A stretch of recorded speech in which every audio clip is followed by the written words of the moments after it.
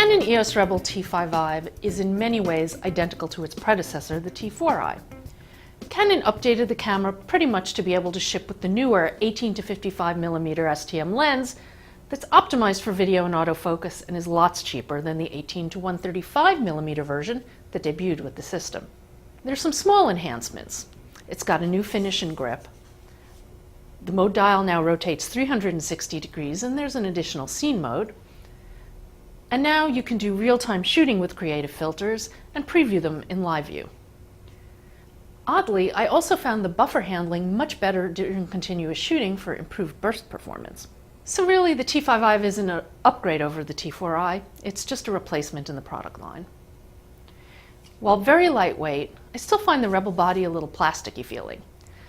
But Canon's slowly working out the design kinks.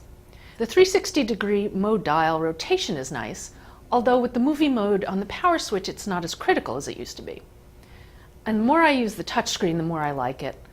It's very responsive and the interface is well designed, especially for shooting video. On the other hand, I still really hate the tiny autofocus points in the viewfinder.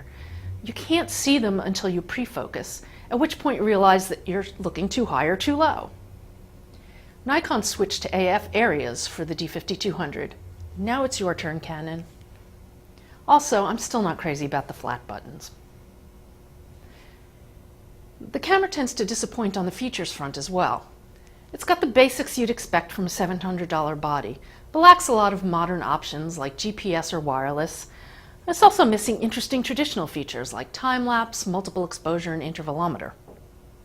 The performance is about the same as the T4i, but I found it could maintain a fast clip at burst shooting this go-round compared to the T4i's slowdown after just a few shots.